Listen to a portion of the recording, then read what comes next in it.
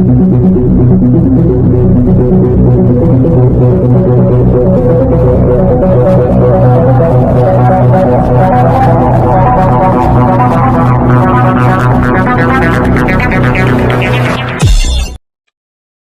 నమస్కారం.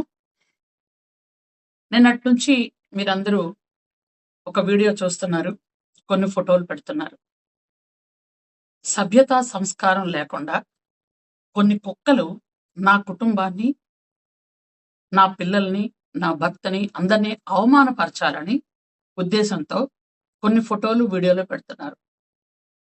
నేను ఈ కుక్కల్ని పట్టించుకోవటం ఎందుకులే అని 2 రోజుల నుంచి దానికి సమాధానం చెప్పకూడదు అనుకున్నాను. కానీ నన్ను అభిమానించే వాళ్ళు కొంతమంది అసలు విషయం ఏంటో తెలియక కంగారు పడుతున్నారు. అందుకనే ఈ వివరణ నేను ఇస్తున్నాను. ఈ నెల ఇవి పెడుతున్నారు కానీ ఆగస్టు 29వ తేదీ నా కొడుకు పుట్టినరోజు. ఆ రోజు నా ఇంట్లో విజయవాడలో నా కొడుకు నేను పార్టీ చేసుకున్నాం. నా కుటుంబం, నా పిల్లలు, నా భర్త మొత్తం అందరం కలిపి భోజనాలు చేసుకున్నాం. పిల్లలు డాన్సులు చేసుకున్నారు. 29వ తేదీ ఆగస్టు విజయవాడ నా ఇంట్లో జరిగింది. అది తర్వాత 31వ తేదీన మేము తిరుపతి కొండ నడుచుకుంటూ ఎక్కాం. 1వ తేదీ ఉదయం తిరుపతిలో దర్శనం అయింది మాకు. ఆ రోజు రాత్రి మళ్ళీ విజయవాడ వరదల కారణంగా నారా చంద్రబాబు నాయుడు గారు పూర్తిగా కలెక్టరేట్లో ఉండిపోతున్నారని నైటే నేను ఇక్కడికి వచ్చేసాను. అయితే తిరుపతిలో నేను పద్మావతి గెస్ట్ హౌస్లో ఉన్న అసలు సందర్భాలే లేవు.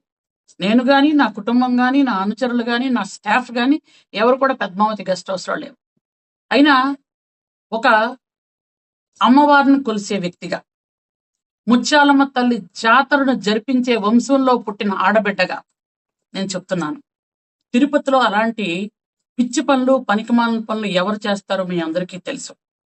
నిజంగా అట్లాంటి పనులు చేసినా, ఆ దేవుణ్ణి అవమానించినా ఇంతకు పూర్వం ఏమైపోయారో మీ అందరికీ తెలుసు. నేను అమ్మవారిని కొలిసే వ్యక్తిగా, ఆ గోవింద నామాలు జపించే వ్యక్తిగా చెప్తున్నాను.